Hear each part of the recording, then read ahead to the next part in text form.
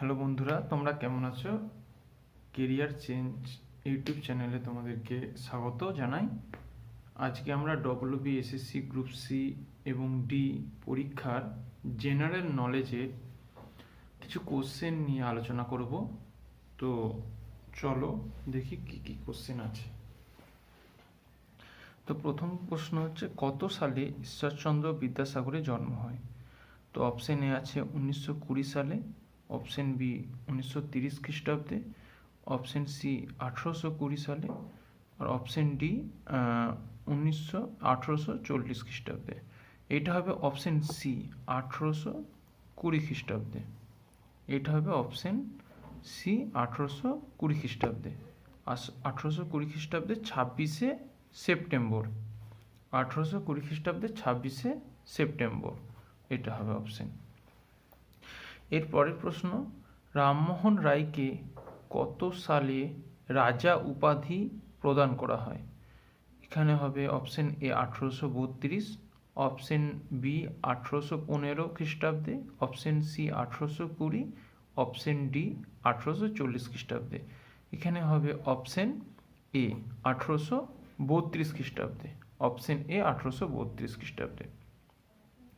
চিরস্থায়ী বন্দোবস্ত, পরের প্রশ্ন, চিরস্থায়ী বন্দোবস্ত ব্যবস্থার প্রবর্তন করেন কে? কে প্রবর্তন করেন? Option A Lord Dalhousie, option B Lord Clive, option C Lord Cornwallis, option D Lord Ripon.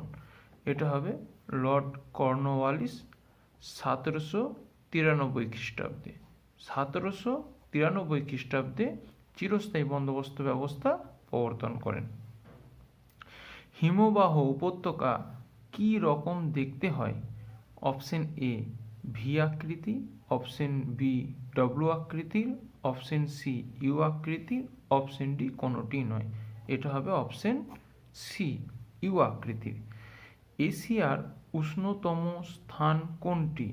Option A Karachi, option B Mongolia, option C Jacobabad, option D Thar মরুভূমি।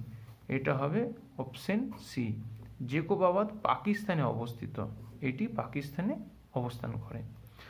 মাইথন বাঁধ নির্মিত হয়েছে অপশন এ দামোদর নদীর ওপর, অপশন বি বরাকর নদীতে, অপশন সি গঙ্গার উপরে, অপশন ডি কোনোটি নয়। এটা হচ্ছে অপশন বি বরাকর নদীর ওপর। এটি ধানবাদের কাছে অবস্থান করে এই মাইথন বাঁধটি। এরপর সোনার আঁশ কাকে বলা হয়? সোনার আঁশ কাকে বলে? অপশন এ কফিকে, অপশন বি তুলোকে, অপশন সি চাকে, অপশন ডি পাটকে। এটা হচ্ছে অপশন ডি পাটকে। এটা অ্যান্সার হবে পাটকে। পাটকে সোনার আঁশ বলা হয়। এর পরের প্রশ্ন, কোন নদীর গতিপথে হুড্রু জলপ্রপাত সৃষ্টি হয়েছে? Option A Subarnarekha, option B Damodar, option C Kansai, option D Mahanadi. এটা হবে সুবর্ণরেখা, যেটি ঝাড়খণ্ডের রাঁচি জেলার অন্তর্ভুক্ত। এরপরে প্রশ্ন, থাইরয়েড গ্রন্থির বৃদ্ধির ফলে যে রোগ সৃষ্টি হয় সেটি হলো option A goitre, option B cretinism, option C myxoedema, option D কোনোটি নয়। এটা হবে অপশন এ গয়টার।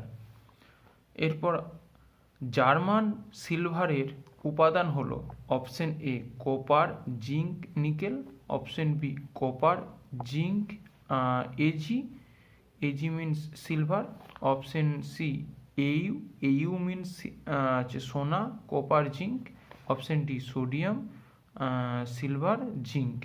এটা হবে option A copper zinc nickel. এখানে মনে রাখতে হবে জার্মান সিলভারে 0% সিলভার থাকে, কোনো সিলভারই থাকে না জার্মান সিলভারে। এরপরের প্রশ্ন, বেকিং সোডা কি নামে পরিচিত? Sodium carbonate, calcium carbonate, sodium bicarbonate, calcium sulphate. এটা হবে অপশন সি সোডিয়াম বাইকার্বনেট। এটা হচ্ছে NaHCO3। তো বেকিং সোডার প্রশ্ন এলো, এখানে আমরা আরেকটা ইনফরমেশন দিয়ে রাখি, কাপড় কাচা সোডার সংকেত কি? কাপড় কাচা সোডার সংকেত, এটা মনে রাখতে হবে, Na2CO3 10H2O, শোধক সোডিয়াম কার্বনেট। এটা হচ্ছে শোধক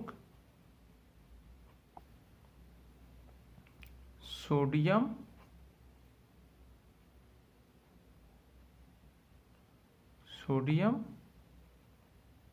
কার্বনেট। শোধক সোডিয়াম কার্বনেট হলো কাপড় কাচা সোডার সংকেত। এর পরের প্রশ্ন, সংবিধানের কোন ধারাকে সংবিধানের হৃদয় ও আত্মা বলা হয়?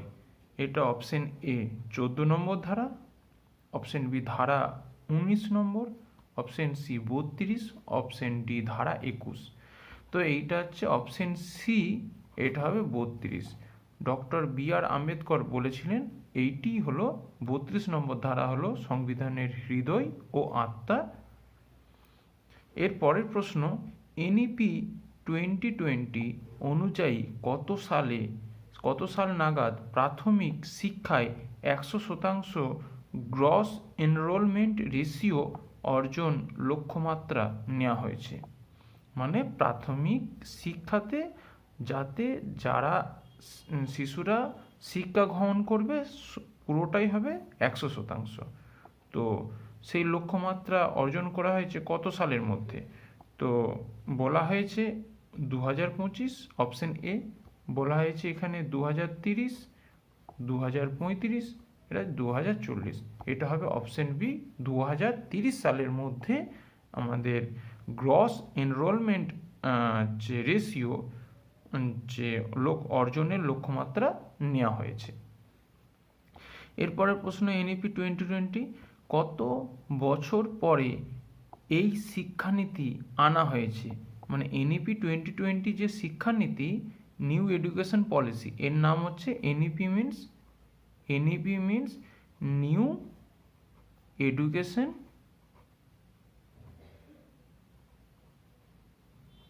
পলিসি। নিউ এডুকেশন পলিসি কত বছর পর এই পলিসি প্রণয়ন করা হয়, আনা হয়েছে এই শিক্ষানীতি? অপশন এ 20 বছর, অপশন বি 30 বছর, অপশন সি 34 বছর, অপশন ডি 36 বছর। এটা হচ্ছে অপশন সি। 1986 সালে লাস্ট শিক্ষানীতি আনা হয়েছিল, সেই শিক্ষানীতি অনুসারে সবাই পড়াশোনা করেছে। এরপর 2020 সালের শিক্ষানীতি অনুসারে সবাই পড়াশোনা করছে। পরের প্রশ্ন, CPU এর সম্পূর্ণ নাম কি?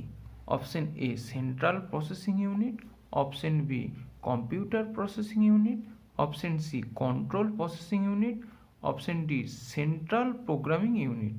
এটা হবে option A central processing unit. বন্ধুরা, এই ভিডিওটি যদি ভালো লেগে থাকে তোমরা লাইক করবে, শেয়ার করবে আর চ্যানেলটাকে সাবস্ক্রাইব করবে।